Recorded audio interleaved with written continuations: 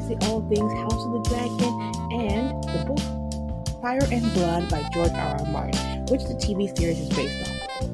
This is a family and complete breakdown, so to avoid this during your family Thanksgiving, stay tuned. Okay, so first I'm going to start off with talking about the book that the TV series is based off of, which is Fire and Blood by George R. R. Martin. Then I'm going to talk about the TV series, and then we'll do some comparisons and go from there. So, I struggled with reading the Fire and Blood book, not gonna lie. I do love George R. R. Martin's other works, like Game of Thrones, that whole series, The Song of Ice and Fire, but this one was just so clinical. What I mean by that is it's being told from the perspective of the Maesters, who are just recounting the historical context of the entire family. And it's very dry, not a lot of drama. Unlike Game of Thrones, where it's told from different perspectives of different characters, so you really get to see it from their point of view firsthand. It's a third person point of view, just writing out, what happened, what days, and all that. So it was a bit rough. So I got the audible, excuse me, and I was listening to it as I'm driving in the car, and that made it a little bit easier. But I'm not gonna lie, it didn't flow very well for me, so it took me a minute to read it. But gotta say, wow, this family is in just absolute breakdown. I mean, the Targaryens up to this point don't really have a good reputation. At this point they're two generations away from the Maegor the Cruel, who just he damn near destroyed the empire. Then you had Jacaerys, um, who's probably one of the greatest kings of the Targaryen line. And basically, he ruled for roughly 60 plus years and had peace. And so basically, there was a issue then with Jacaerys. Because in order to understand this part, kind of have to go back to Jacaerys, the first of his name. And so all of his sons end up dying in this just stupid battle. And so now comes the line of who's going to succeed him after, he passes away. And so it comes down to really two of his heirs, his only daughter, which is Rhaenys, Princess Rhaenys, and his cousin Viserys, first of his name.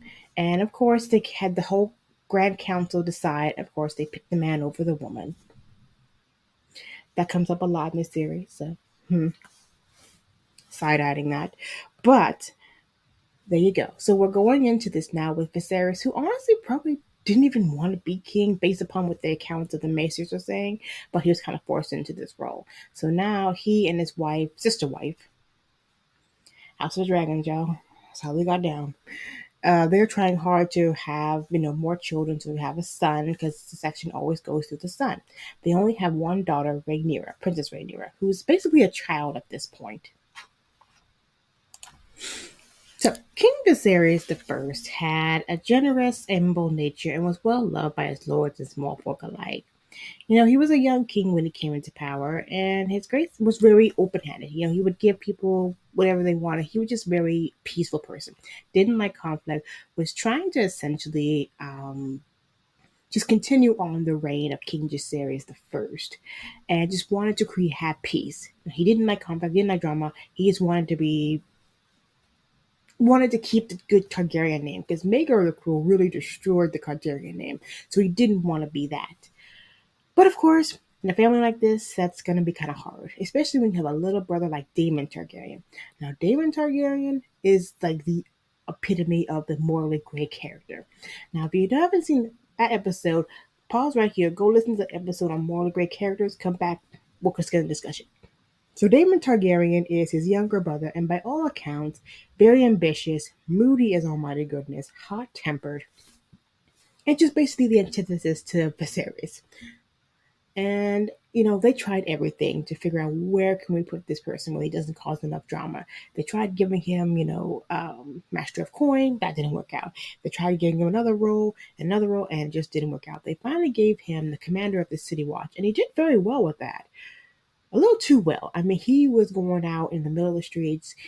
Anyone he suspected of a certain crime, like case in point, if the one was a thief, he would cut off their arms.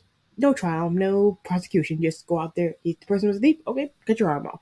If a person was just of the R word, can't say the full word here because of copyright, but y'all know what I mean. If you know what I mean, he would basically gild them. Google it. If you don't know what that means. And so, yeah, he was very eccentric, if you will.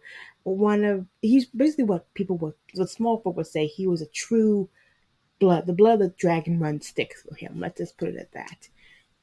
And that caused a lot of problems. I mean, Viserys wants to be peaceful, and his brother is bringing all the drama.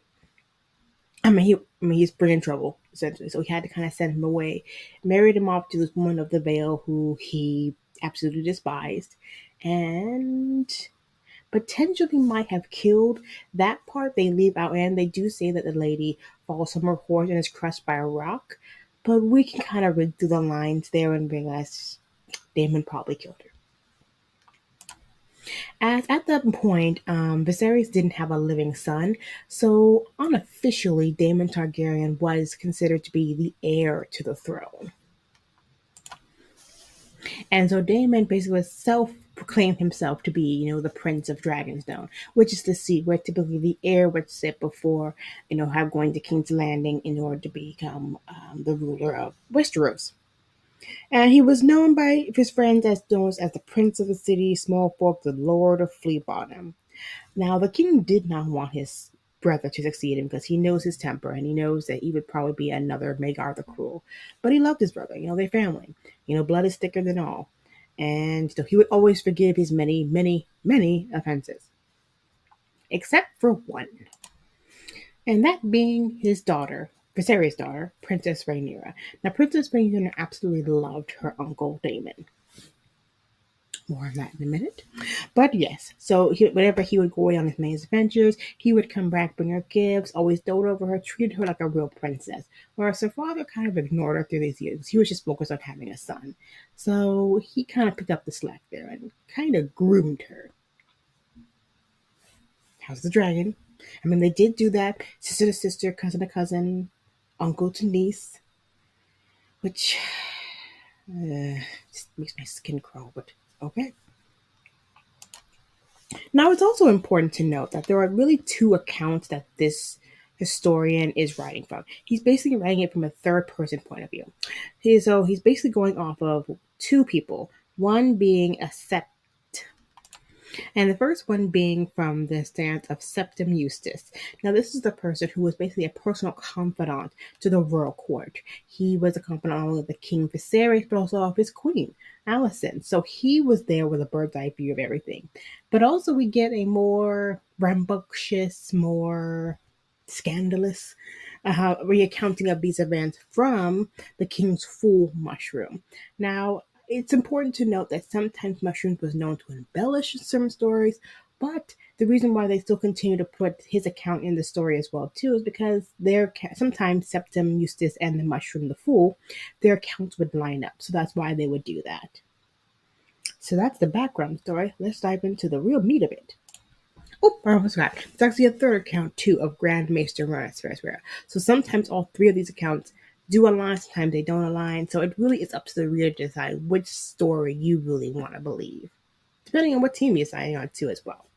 So, but at one point, all three, Septim Eustace, Mushroom the Fool, and Grand Maester Rundisir, forgive me, I tend to butcher names, they all agree that the king's hand, who was Sir Otto Hightower, did not get along with the king's brother, Daemon Targaryen.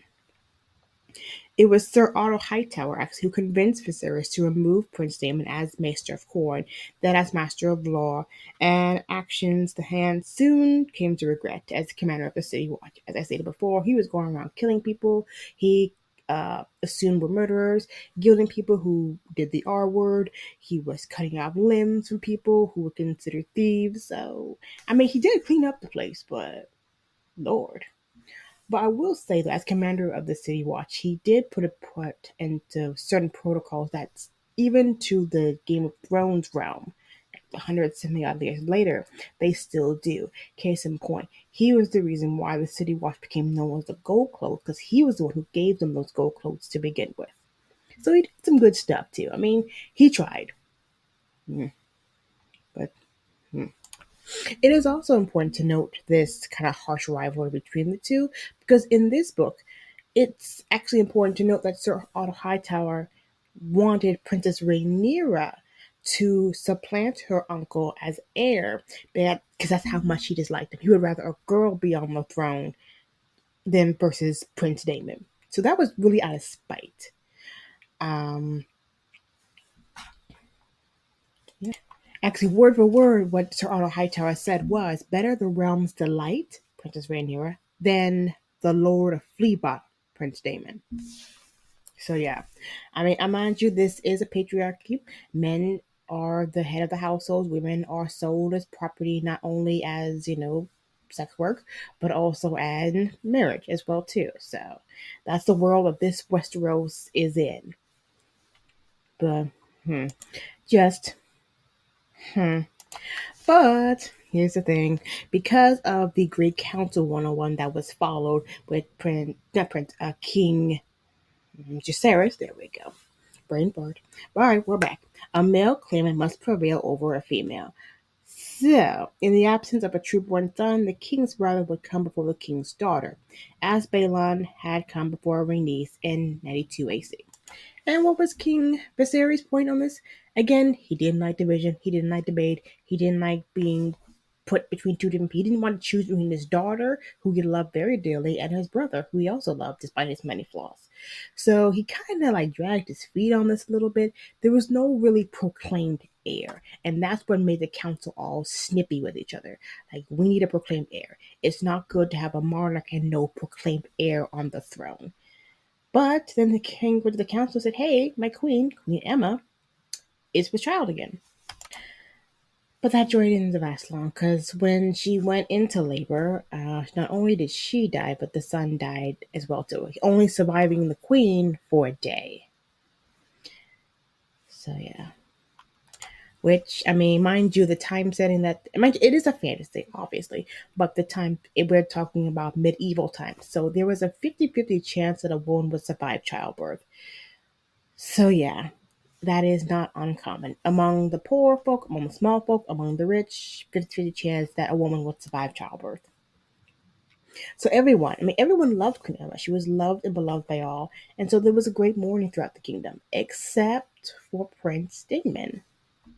After hearing about, the prince's death, he took to the street, Silk Street, and bought out an entire brothel and raised his cup to the young prince, styling him the heir for a day. I don't know about y'all, but if I had a family member who called my kid this after having lost come on now, just for serious, while being the most peaceful king he could possibly be, he was livid naturally. How dare you? And and really, just purely out of spite, he decided to go against what King Jaehaerys the First, his successor, predecessor, yeah, did, and essentially officially named his daughter Princess Rhaenyra as heir to the Iron Throne.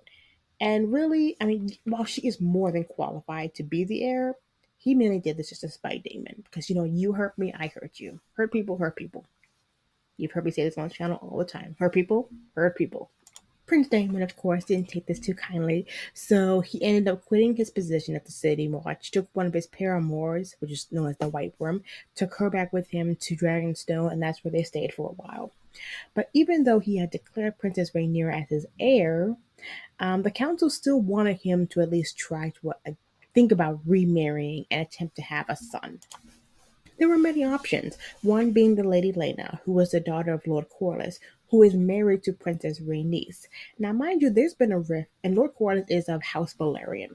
There was a rift between House Velaryon and House of Targaryen because of the fact that his Lord Corlys' wife, Princess Rhaenys, was overlooked in the line of succession. So, what better way to help heal that rift and to marry, the King Viserys to Lady Lena? Well, here's the thing. Lady Lena, she's only 12 years old. And the king was like, "I'm not marrying a toddler." I mean, in comparison to his age and her age, she's a toddler. I mean, yes, she's a preteen, but still, she's a baby. So, of course, the ambitious, Sir Otto Hightower, he was like, "You know what, why don't you marry my daughter? Alicent. She's 7 and 10, 17. A much better option, I would say. I mean, well, at the moment she was. And honestly, though, it was just a better option. I mean, for me, my point of view, I'm just saying I would rather marry a 17-year-old than a 12-year-old. So yeah, so King Viserys took Queen Alicent and Lady Alicent to be Queen Alicent. And once again, House Velaryon was overlooked and on their way to the throne. And again, the rift was great.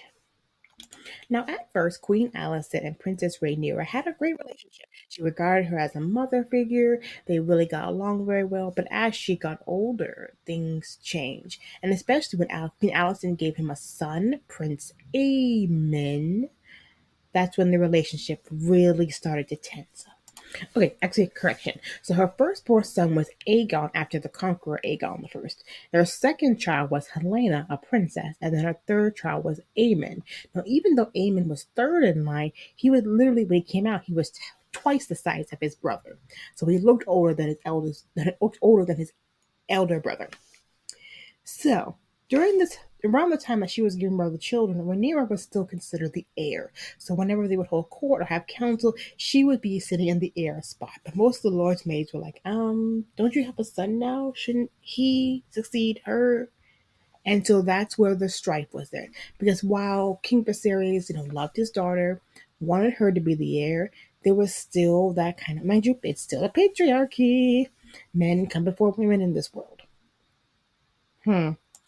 So yeah, as you can tell, I mean, Queen Alicent is very goes from being sweet and amiable to being very ambitious herself. I mean, obviously, she wants her son, Aegon, on the throne because that will make her more powerful. That will make her the first lady of the realm, really, and that's her way of gaining power. And so she doesn't want that taken away, and she doesn't want that option taken away from her. And but also Princess Rhaenyra, she doesn't want to be a vessel just to push out air. She wants to rule too, so she doesn't want her power taken away. So once again, you have woman against woman. Allie did not mean to do that. And as always, King Viserys just continued to drag his feet on this issue as well. I mean, everyone else was telling him, like, what about the Great Council of 101? What about all of their requests were basically falling on deaf's ear at this point. King Viserys was not trying to hear none of that. His daughter, Princess Rhaenyra, was succeeding him on the throne, and that was the end of that. And of course, next to Queen Alicent, loudest among these was, of course, Sir Otto Hightower. Because, of course, I mean, highly convenient that he would want, obviously, his grandson to be sitting on the throne. I mean, he's the hand of the king, his daughter is the queen, and now to have a third member on the actual throne. I mean, come on. I mean, I'm not gonna lie. It is an enticing idea to sit upon the Iron Throne up with all these swords and whatnot and be able to rule over the seven kingdoms. But it's by far the most dangerous seed. It will not hurt you physically because it's made literally out of melted swords. But you got to keep in mind that there are so many people who want this, who want that power. And that power wanting is tearing this family apart. But Sir Otto Hightower reached too high. He got burned by the sun. And eventually he pushed too hard on the matter of King Viserys trying to remove his daughter as heir. So essentially, Sir Otto Hightower was removed from power, and he gained a new hand. This was Lord of Harrenhal, Lyron Strong. The king proclaimed, "This hand will not hector me," and he was a good hand. I mean, he was impartial and he was fair, and it's something that you rarely get in the Court of the Dragon. But despite Sir Otto Hightower going back to Old Town, which is his home, and that place where his house is, a house, yeah. Uh, but honestly, there was still a great amount of support for the Queen and the Queen's conquest, not conquest really, but to get her son on the throne. And as always, King Viserys just is stuck in the middle between the woman he loves, his queen, and his daughter, Queen Princess Rhaenyra. So trying to appease both, I mean, he's straddling that fence a lot. And he just keeps dragging his feet on this issue, and he never just lays down the hammer. That's the part I like the series. I do believe that in every family there should be that peacekeeper, but at some point you gotta lay down the law, you gotta lay down the hammer. And he never really does. He never really just officially says, "This is my daughter because I think she is the best ruler." Period. And he never does that, and so that creates a lot of unknown tension, and that does not do well. So, how do we get the team green and the team red anyway? So, around 1-1 111 AC. So AC in this contract is after the conquest, after Aegon the First conquest. There was a tourney, a great contest between knights about all the realm. So basically, Queen Alicent comes to the tourney wearing a green dress. Queen Princess Rhaenyra comes wearing a black dress. Hence the teams: Team Green, Team Black. And so all the supporters who supported Team Green would walk around court wearing green, and all the supporters who supported Princess Rhaenyra would wear black. And that's how you get the two sides. I mean, you can literally see it. You can see the division in the court. And again, King Viserys just keeps dragging his feet, not really wanting to cause dissension between the two. I love King Viserys. I do. I know I mean, I can understand that. I've been the peacemaker a lot in my family sometimes. But sometimes you gotta pick a side. For the sake of your own mental health, you gotta pick a side. Or just choose to stay out. You know what? Y'all figure this out, and I'm gonna stay over here. Sometimes for your mental health, you just gotta just lay down the hammer. I know you're probably wondering, so where's Prince Damon throughout all this? I mean, I know he's not just sitting on the sidelines. No, he's been over in the Stepstones with Lord Corlys. They've been kicking butt and taking names and taking land over these pirates that have taken over the Stepstones. These Stepstones are important because those are trade routes for the kingdom from other parts as well. So they managed to take over the Stepstones. He's been styled now as the king of the Stepstones, and as such, he finally comes back to the kingdom. Princess Rhaenyra, of course, is happy to see her uncle. They've always been cordial and good. And he, for a moment, reconciles with his brother. For a moment. But as always, with House Targaryen, peace never stays very long. Now, here's where the three accounts of your Sir Eustace, you have Maester Ransent, and also Mushroom differ. Now, he arrives at court, he's received well by his brother, but then, like, literally a couple days later, he's sent away. One being that Queen Alicent had, at her urgence, had urged Queen Viserys to send him away. Another was that he just got tired of court life and wanted to go away. But the fool's mushroom, gave a more salacious answer as to why he was sent away. There was gossip, let's just say, some tea being spilled, that something inappropriate had occurred between Princess Rhaenyra and her uncle Prince Daemon.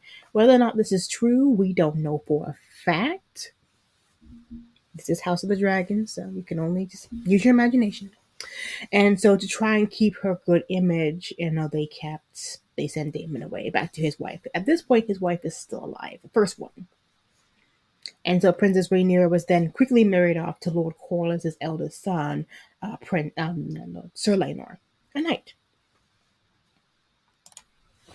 But there was another option for Princess Rhaenyra outside of Lord Corlys' son, Sir Laenor. It was Alicent in this context, in this body of work, that actually stated that why not marry Rhaenyra to our son Aegon? At this point, Aegon is still a baby, and Rhaenyra is basically in what they call woman grown. And King Viserys was like, I don't think so. Is this House Targaryen? They did this. They married siblings to siblings, half siblings, but still siblings. But he actually was overheard telling his hand, Lord Strong, Alicent just wants her blood on the throne. So now Viserys is really starting to more actively distrust his queen's opinion, because he's starting to realize that it's more Sir Otto Hightower talking than actually Queen Alicent talking. So yeah, the king in his good wisdom chose, and the small council finally agreed, would be Rhaenyra's cousin Laenor Balarion. Still incest, but not as bad as it would be marrying her brother. Not like that, but he was closer in age too. Princess Rhaenyra, correction, Princess Rhaenyra was 16, Lord Laenor was 19. So closer in age, but there were still complications with that too. There were accounts in the court that he didn't have a particular taste for women. He preferred the company of men. Hint, hint, hint, hint, hint. And so, Princess Rhaenyra was like, look, after we, do our duty, you dine as you see fit, I dine as I see fit. So we have a medieval version of an entanglement, if you will. No, I'm not gonna go there. And mind you, though, one of the reasons why she even came up with this idea because this was a certain knight at court that she was quite fond of, known as Sir Christian Cole. This was a knight that was specifically designed, not designed, but signed. There we go, to protect her at all costs. And so, again, this is where the accounts differ. There are some accounts that state she went to Sir Christian Cole to seduce him and he denied her. There have been some accounts that Sir Christian Cole went to her to seduce her and she denied him. Whether or not these accounts are correct, either way, during this time where she got married to Solanor, Sir Christian Cole went from being Princess Rhaenyra's hand and guiding light to now being Queen Alicent's knight. So you got trading of sides here. Now, mind you, though, after they got married, Sir Lanor and Princess Rhaenyra, Lanor wasn't really at King's Landing very long. He would be going off on these long ventures and whatnot, and every time he would leave, he'd come back and a baby was born. So it made many a court question whether or not Princess Rhaenyra's children were actually Sir Lanor's or one of her other guards. She got a thing for her guards. What can you say? Yeah, Princess Rhaenyra had three sons: Jace, uh, Luke, Lucerys, Jacaerys, and then Joffrey, all of whom had head brown hair rather than the silver gill hair of the Targaryen princelings. And he was very large, very familiar, very similar to her now god, Sir Harwin Strong. And again, that name Strong, Sir Strong, the hand of the king, that was his father. Let me give you that two more again because I was a little confusing. So, the King Viserys' hand, his name is Larys Strong. Okay? His son, Sir Harwin Strong, is now Princess Rhaenyra's guard. Princess Rhaenyra is married to Sir Laenor. Sir Laenor and Rhaenyra have three children: Lucerys, Jacaerys, and Joffrey. But the boys came out not with white hair like their father, Sir Laenor Velaryon, but like Sir Harwin Strong. So, many at court started to look at these three kids and they're like, yeah. Started to question who their real father was. I mean, it was natural. You could look at the kids and just see, yeah, that's not. Even Queen Alicent made a statement to Sir Laenor, do keep trying. Sooner or later, you may get one who looks like you. Burn. Queen Alicent is not my favorite person, not my favorite character in this entire story. She is very mean, she's very manipulative, she's just an overall just mean girl of the court, if you will. But I gotta admit, that was a nice burn. You gotta give credit where credit due, girl. And the tension between the two, Queen Alicent and Princess Rhaenyra, just got bigger and bigger and bigger. And so at one point, it was just too much. So Queen Alicent kept Red Keep, which is where the king was, and Princess Rhaenyra took her family, her kids, her husband, his lovers, and they went back to Dragonstone. And that's basically where they stayed for a while. Now, some of y'all want to read, where's Prince Daemon after all this? Well, Prince Daemon married the sister of Sir Laenor, his Lady Laena. Now, mind you, the name Lady Laena comes familiar because she was the first considered to marry the King Viserys, but she was too young then. Well, she's a woman grown now, and so she marries Prince Daemon, and they have two daughters, twin daughters, Rhaella and Baela. Now, Lady Laena was she's probably one of my favorite characters. She had a good spirit. All she wanted to do was ride around her dragon and have a good time. But when she came pregnant with her second child, the child died in childbirth, and she ended up dying soon thereafter as well, too. But she was not going to go out like most women do at this, dying on her deathbed. She actually made her way from her room, intent on reaching Vhagar, her dragon, that she might fly one last time before she died. But her strength failed her on the tower steps, and she collapsed and died. So she went out like a warrior, in my opinion. So yeah, Lady Laena's death was the first tragedy of 120 AC, but it would not be the last.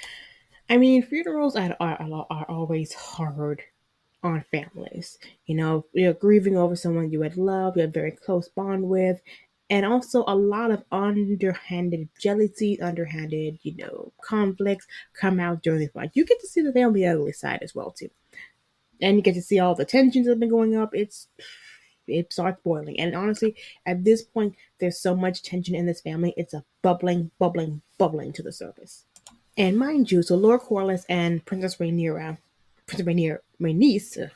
Honestly, all these names are so dang on familiar. It's hard to keep count of who's who in this family. Like, I actually saw an interview that George R. R. Martin did when someone asked him, "Why do you keep naming your characters the same?" And he's like, "Well, if you look at any royal family, it's a case in point. Like the family in the British Empire in England, it's a history of Henrys and Edwards. So I mean, it only makes sense that I would repeat the names to just try and keep up." Ugh. But yeah, so Lord Corliss, who's Lord of the Tides, and his Lady Bright, who's Princess Rhaenys, they're mourning the death of their daughter, and then out of nowhere, their son ends up getting murdered in their house. This family just can't catch a break. Now, the circumstances of his murder remain a mystery to this day, but there are many accounts as to what may have happened. Sir Grand Maester Melos writes that only Sir Laenor was killed by one of his household knights after a quarrel. Septim Eustace provides us with the killer's name and declares jealousy was the motive for killing. Laenor Velaryon had grown weary of Sir Carl's companionship, and had grown a new favorite, and so that's why it happened. But Mushroom the Fool, as always, favors the more sinister theory, suggesting that Prince Daemon paid Cor Quarry to dispose of Princess Rhaenyra's husband so that he, Prince Daemon, could marry Princess Rhaenyra. Because mind you, with the death of Lady Laenor, Prince Daemon is now free to marry. And he's always loved his niece, always wanted to be with her, always wanted her. So, which side is it? Was it a lover who turned bitter? Was it a rival knight who just wanted to end him? Or was it Prince Daemon himself who paid that knight so that he may marry Princess Rhaenyra? And the reason why that's a theory is because shortly after Lord Laenor dies, Prince Daemon and Princess Rhaenyra marry. Mind you, there is a period of grief that you have to have in order to do this, but they didn't do that. And so that's why many people believe Mushroom's theory.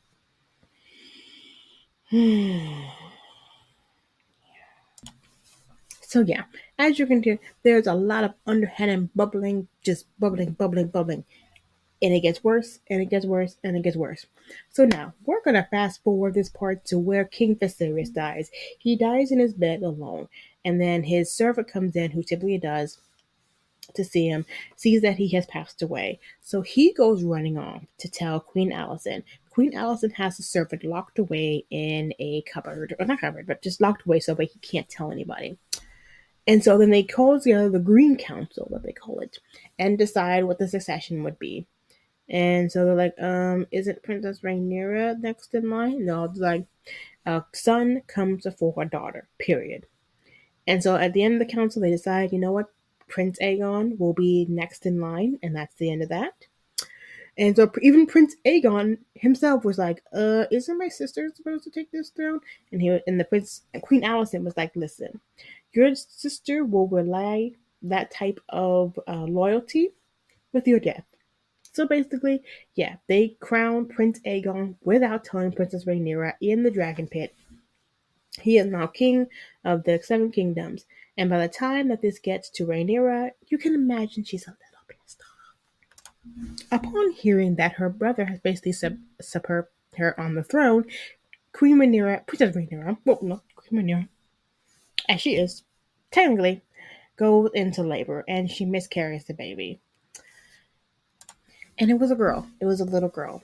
And so basically, she's at that point. Well, honestly, if I was Team Green, this is not a woman I would want to go to war with. She just lost a baby. So she in full on war mode at this time. She calls together her Black Council and they come up with the decision on how can we get the throne back. Because I was supposed to be leader, not you.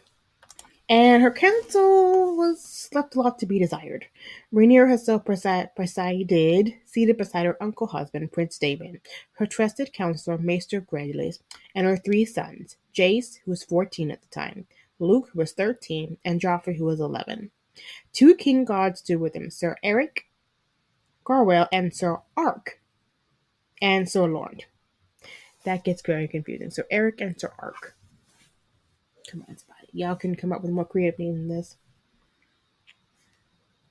I mean, they did have 30 knights, 100 crossbowmen, and 300 men at arms, which not the greatest, but they had dragons. They had 14 dragons to the green 6. So, yeah. But I mean, uh, when dragons enter into war, everything burns. Everything burns. So Rhaenyra doesn't want to do that. She doesn't want to rule over, you know, ash and bone, ash and blood. Can't remember that. So she does send out ravens to the houses that once swore loyalty to her back when she was a little kid, when she became known as the heir, to swear loyalty. So, in her mind, if she can get enough lords and ladies of the land to side with her, perhaps she can kind of politic her way back into the throne. She's trying to do this peacefully. She doesn't want bloodshed. And honestly, King Aegon II didn't want bloodshed either, so he sent a raven to Rhaenyra. So he sent ravens to Rhaenyra saying, "Hey, you know what? It is what it is. I'm the firstborn male of Viserys. Let's try and work something out." But Rhaenyra was like, "No, I am the queen. You are my second, and that's the end of that." And when King Aegon II got that answer, he was like, "Oh no, no, no, no! It is now war." And so let the dance begin. So, Aegon had proclaimed king in the Dragon Pit, Rhaenyra queen in Dragonstone. All efforts at reconciliation at this point were just mute. It was now war. Either one would live or the other, but neither can live while the other survives. Harry Potter quote. And by all counts, this war was the bloodiest that has ever been fought in Westeros up to this point. Family was fighting family, dragons fighting dragons. It was just a lot. It was a lot of bloodshed. Not only did they lose a lot of dragons, they lost a lot of family members too. By the end of it, there were maybe like less than 3 dragons still left alive, adult dragons, maybe a couple of eggs, and majority of the Targaryen line was either dead or injured.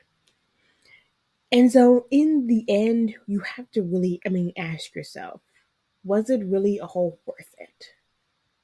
Was it? Because at the end of the dragon, really though, I mean, let me pause right there. As always with my book reviews, I don't want to tell you everything because I do want you to go read the book because it actually is a fascinating read. Although it's a little dry, I'm not gonna lie. Narration is a little dry, but once you get into the swing of it, honestly, which is why I'm thankful that they added the perspective of Mushroom the Fool because he brings in a lot more interesting gossip that makes you think more. So it does make you ask the question: was it worth it? I mean, half the families that after this point onward, after the Dance of the Dragon, basically the Targaryens lose their entire power. They slowly start to fall out of favor with the people, and it ultimately ends up where Daenerys Targaryen, 100 years later, is now living across the narrow sea because their family is basically outcasts. So again, I have to ask the question: nobody can the family really win when they're feuding?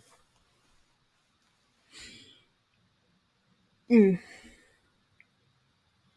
Anyway, so my book review on that, I'll definitely give it a 3 out of 5 stars as far as storyline telling, because it was a little dry, as I said, not gonna lie.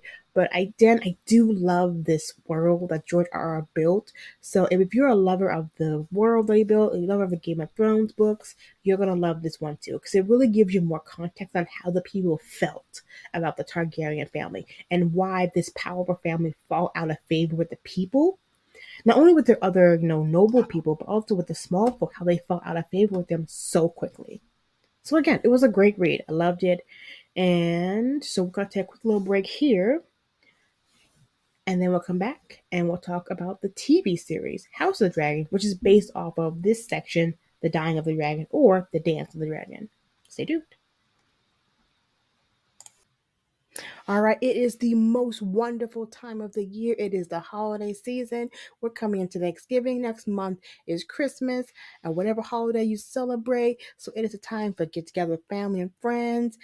But also, these holiday seasons can bring a lot of stress too. So, de stress this holiday season with supplements to help you feel better, balanced, and focused, no matter how busy your season will get this year. The holiday season is a time for joy, gatherings, but can also be a huge source of stress. Chronic stress can cause chronic inflammation, which can lead to other critical health conditions. There are three hormones that affect inflammation. They are estrogen, cortisol, and insulin. Every main supplement is formulated to help reduce stress and keep you balanced. Depending on what you're experiencing, the supplements shown above here are perfect for balancing your metabolic hormones and your estrogen/progesterone imbalance that happens during stressful seasons. And of course, my besties, I got you hooked up. So type in wellness through reading when you go in and check out, and you get 20% off your first bottle. So head on over to that website, which is www.semainhealth.com, and type in the promo code wellness through reading to get 20% off your first order. As always, I wish you good wellness and good reading. All right, now, welcome back. So, we are talking now about the TV series House of the Dragon by HBO. And just like with the book, I'm not gonna lie, it took me a minute to actually get around to watching it. Because after Game of Thrones last season, I was a little skeptical of how they're gonna do with this one. But once I got into it, I was stuck. I couldn't stop watching it. It was just too good. It basically follows, the reason why I like it so much, it follows the actual story House of the Dance of the Dragon in the George R. R. Martin book to the T. The storyline, the characters, all of that, with of course some changes as well too. Case in point, in the actual book, Queen Alicent and Princess Rhaenyra are at different ages, different stages in life. Whereas in the TV series, they decided to make them the same age. Essentially, they were best friends. Princess Rhaenyra was just kind of like the spare at that point, and Lady Alicent Hightower, as she was known then, was basically her companion, her friend. So I think that was a good route to go to because it makes the betrayal between the two girls even more hurtful when Allison goes on and marries her father. It makes it more underhanded and it makes it more understanding as to why these two women had friction. As I was reading the book, I just didn't understand. These are two women of great power. They could have come together and could have really done some good in the world. It could have made some changes, but I mean, the fact that they gave him a bit more backstory about that, it made it more sense as to why they didn't like each other. Because the book was just like, from the moment Allison didn't give birth to a son, they just didn't like each other. And I didn't like that. That there's got to be more to the story than just that. And I like this part. So the betrayal of it all, the fact that, Allison had to be the loyal, dutiful wife to her husband, whereas, Rhaenyra got to go off and have, her fun, live her life the way she wanted to live it, that created more tension and made it more interesting of a story. So I like that. Also, I gotta say, in comparison to the book, King Viserys was by far one of my favorite characters. In the TV series, he was just super likable, super relatable. It was just a fun person that you would want in your family member. Maybe not as your king, because he never could make a decision about anything, but as a family member, that's someone that you would want. Prince Damon, on the other hand, Matt Smith is a genius. He played him to the teeth. That's exactly what I was thinking about when I was reading the book. He delivered as Prince Damon Targaryen. He was rebellious. He had a little, hmm, like, he doesn't have to say anything. He just has to be like, and you know exactly what he's saying. So, yes, well done. Bravo. I mean, not a good character at all. People were always shocked when he did things. I'm like, no, that's pretty much on point with Damon. Damon wants the way things done the way that he thinks they should be done. Even if the way he thinks it should be done are wrong, he still wants it. Case in point, I think it was episode 10, the last episode, where basically King Aegon has been crowned in the Dragon Pit. Princess Rhaenyra has her Black Council around her, and Prince Daemon's like, they have declared war on you. What are you going to do about it? Why are you playing nice? Princess Rhaenyra asks the room to be cleared, and so she tries to explain to him why she doesn't want this, and all of a sudden he chokes her. Now everybody was like, whoa. I saw the tweets and everything online, like, why would he do that? So out of character for him. Like, nope. That's a very on point with character. Honestly, though, I kind of saw their relationship for what it was, which is very, very toxic. I understand this. He's known her since he was a child. So basically, this is a form of grooming, in case y'all didn't know. He wants the throne. He wants to be, he can't, even if he can't sit on the throne, he wants to be near the throne. And who's more near the throne than Princess Rhaenyra, who is the heir to the throne? Which is why he wanted to marry her. Do I think there's love there? It's a twisted, toxic, ill-fated kind of love, if you want to call that love. It's very selfish, self-interested. I think that the relationship he has with Lady Lena, that was real love. And he didn't know how to handle that because that love wasn't chaotic. It wasn't bad. It was love is patient, it's kind, it's wonderful, it's all those good things. And that's what he had with Lady Lena. But she passed away and now he's with Princess Rhaenyra. Do I think that Princess Rhaenyra loves Damon? Well, based upon what I've seen in the TV series, I think it's a infatuation with him. I think it is her first crush. I think it is a girl dinner type of situation there. Google it, you know what that means. But no, I don't think she loves him in the true sense of the word love. I think she just really just needs her uncle, badass warrior on her side because Team Green is teaming up against her. And it's true. Speaking of Team Green, Queen Alicent, I gotta say, I didn't think I would, but I started to sympathize with her character. I understand now more why she's doing the thing that she's doing. It's really out of bitterness. It's out of jealousy. It's out of the fact that, you know what, you're able to live your life, have the relations and relationships you're able to have, but I'm stuck here with your aging father having to hold this thing all together. So you know what? Yeah, I do want my son. I do want this. I do want that. Not really, but she does. And yeah, and Queen Alicent for me grew on me. I understood her side of it. I don't always agree with how she does it, but I kind of go along with it. I'm gonna go along with it. What's the better word for that? I am more sympathetic to what she's going through. That's a better word. Sir Otto Hightower. Yes, that character. The actor who plays him very well done. You know, you can definitely see the manipulations going on there as well too. Um, all in all, the actors did a fantastic job with this role. When they did the age difference as well too, it was all well done. The casting, the uh, landscaping, the dragons, we get dragons. Unlike a Game of Thrones, they made us wait 11,000 years for a dragon. We got a dragon in the first freaking scene. And these dragons are beautiful. They are massive. They are glorious. They are gorgeous. It's wonderful. And I loved it. I love the TV series. I love the ending. I love how it ended. Because I feel like with the book, it ended the whole actual beginning of the war, the actual Dance of Dragons began when they tried to make peace. It's no, sorry, King Aegon and Queen Rhaenyra tried to make peace, didn't work out. Okay, now we start war. But in the TV series, the war really starts with the death of Queen Rhaenyra's son. I think that's actually a perfect way to end. And that's actually a perfect way to saying, you know what, okay, let the dance begin now. Because now you have it's one thing to lose a lover in Sir Harwin. It's one thing to lose a child in the birthing room. It's one thing to lose both your parents. You know, Princess Rhaenyra's been through a lot. It's a whole nother issue to lose a baby who's in, not even in his prime. He's 11, yes, but that's a baby in a matter of years. And so that pain will make you want to burn down an entire kingdom and just not care who gets hurt. So that for me, that was the beginning of oh yeah, this is now. Now it is war. You murdered my son, now it's war.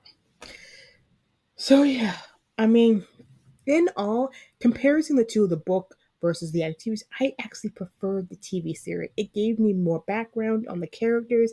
Yeah, they changed some things like the age differences and whatnot, but it made more sense that way because now I get to see each in their what's the one? There we go. It gave me an understanding of their motivations, why they're doing the things they're doing. What I mean, it can't be just the dang on throne. I mean, like King Viserys even says it in the first episode. The Iron Throne is by far the most dangerous seat to sit on. And that is so true. It's not only dangerous because of the actual seat itself, it's dangerous because of the things you have to do to actually get to sit on it. It's the backstabbing, it's the underhand, it's the lying, it's the people being all sweet and smiling to your face but talking about you behind your back. This kingdom is just freaking corrupt. I think that's a good word for it. And honestly, it's been that way since the beginning. Going back in Fire and Blood, Aegon the Conquest, my thought process the whole time was like, why do we even need the Iron Throne? They had petty squabbles, yes, that's everybody, come on. But in general, the other powers of Westeros were doing just fine before Aegon came on and just had to just conglomerate all his power. So yeah. It's always so funny though with the House Targaryen. Everybody wants to sit on the throne, but once you actually get the throne, no one actually wants to rule. No one wants to do the right thing, take care of the people, make sure everybody's good. Nobody actually wants to be a good leader. Everybody wants to sit on the throne and then have somebody else do it. Hence the fact that they have a hand who does all the work for them. So there you go. That's just my 2 cents on the whole situation. So I can't wait for the second season to start. I believe it starts this summer, 2024. Here's hoping. But yeah. Well, there you go. And as always, I like to leave my listeners with, or viewers if you're looking at me on YouTube or Spotify, because we do have video. You get to see my pretty face while I'm doing these reviews as well. And so the quote of the day is not based on an author, it's more of a rap lyricist, Hova, Jay-Z, Jiggerman, nobody, this is a quote that was just pinging through my head the entire time I'm reading this book and also watching the TV series. Nobody wins when the family feuds. And that's just so true. In the end, House of the Dragon lost all of its strength at the end of their war. Nobody really won. In the end, Queen Rhaenyra ends up being blasted by Sunfire, which is King Aegon's dragon. She dies. King Aegon II only reigns for like a couple of months before he's poisoned by his own men. Rhaenyra's the youngest son, Aegon the third of his name, he was Aegon the Younger. So many Aegons. He had a sad and lonely reign. And in the way you can look at it, saying Princess Rhaenyra, Team Black won because it was her bloodline that continued onward, but they didn't live long enough to see the glory of their family. And in fact, the strength in generations thereafter were impacted by what they did. So I just leave you with this. Yes, the petty arguments, quarrels, squabbles that you have with your relatives now may seem monumental because you're in the moment, but understand this, what you're doing now will impact you and generations thereafter. Case in point of the House Targaryen. I hate to get all preachy on you, but okay. We're going into the holiday season. We're going to be around people you probably haven't seen for a year. Just remember that as you're going into it. Nothing's that serious. It never is. And again, nobody wins when your family is feuding. So, I thank you so much for tuning in to another episode of Wellness Through Reading. I thank you so much. Please like, comment, subscribe to the channel. Share with family and friends. And as always, I wish you good wellness and good reading. And happy Thanksgiving!